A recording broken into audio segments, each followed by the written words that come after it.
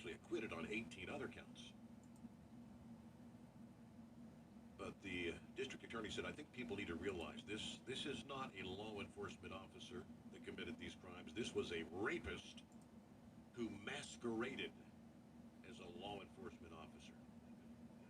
If he was a true law enforcement officer, he would have upheld his duty to protect these people rather than victimize them. So, there you go. During what was a month-long trial, they had like 13 women that testified against him.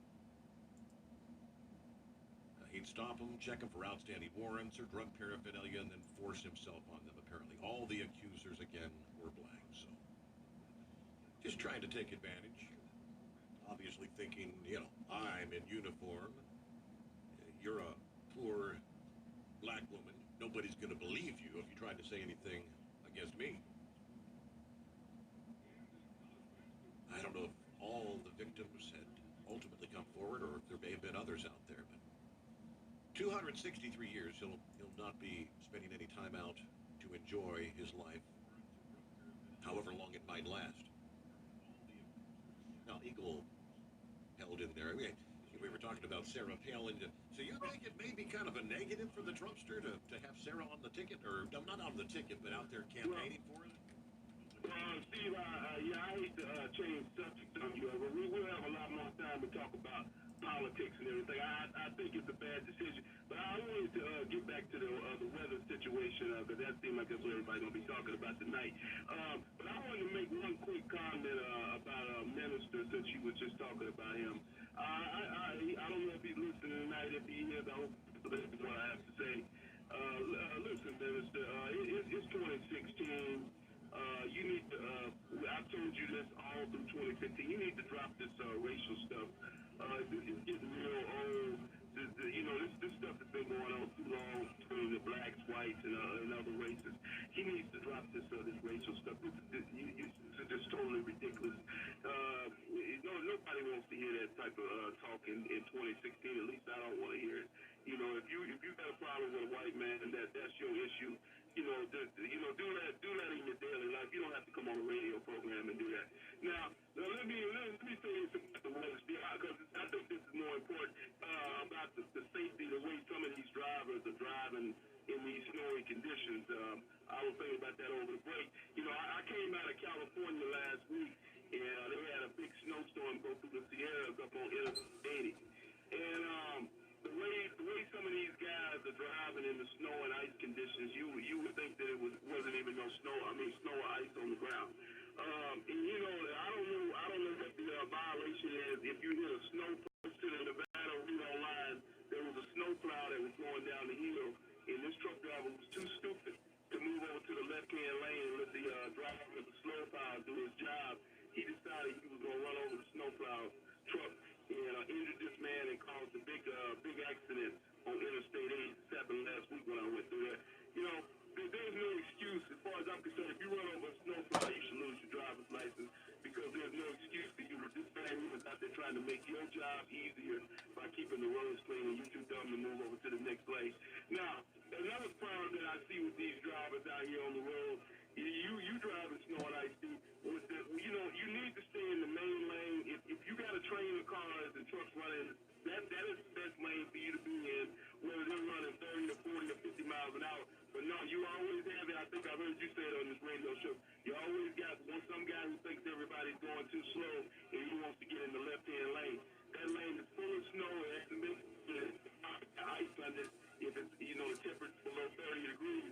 But no, you always get, I seen that happen just the other day, guy. He was, everybody going too slow for this guy. He decided to get in that lane and he lost control of the truck and ran off in the ditch and jackknifed. Now he's lost his trucking career and everything, all because he decided that he wanted to drive fast.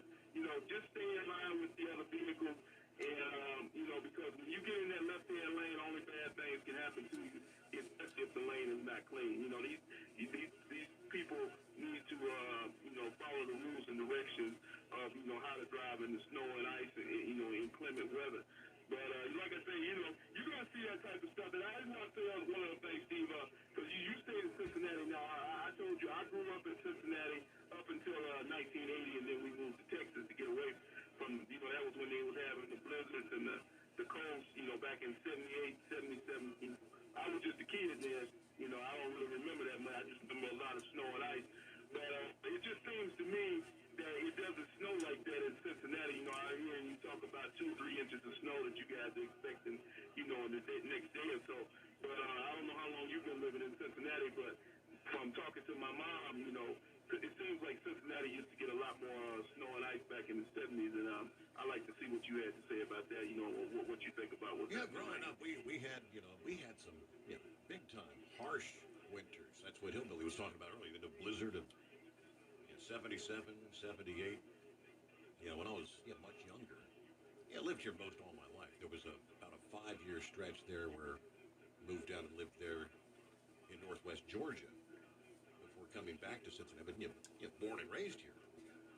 In the 70s. And then we ended up going through. Things have changed a lot. It seems like more and more. We've had a lot of winters.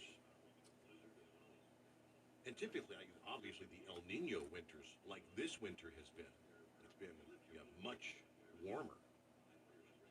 Now, last couple of winters, we had quite a bit of snow last year. Nothing like the blizzard of 77 and 78. But you think about the folks in Kentucky later today, they're going to be digging out of about a foot of snow. It's just we're just kind of lucky. We're right on that northern edge of this particular storm. Typically when systems come out of the Gulf, out of the south, that's when you really got to watch out for them. Now, we get a lot of the Clipper systems. In most cases, they're kind of starved for moisture, though. Get 1 or 2 inches out of them. I think there's, I guess we could go back and look at the historical stats as far as what our average snowfall would be from one year to the next. I think it's a little lower now than it used to be back in the 70s. I'll grant you that. Quick time out, then we'll get back to the calls just ahead. Lines available. It's 888-860-8785 here on ATN. Driven by Celadon and DriveCeladon.com. Now, it's iHeartMovies with Shelley Sunstein. Right after seeing The Revenant, I had to Google the word to learn it means brought back from the dead. Leonardo DiCaprio is amazing.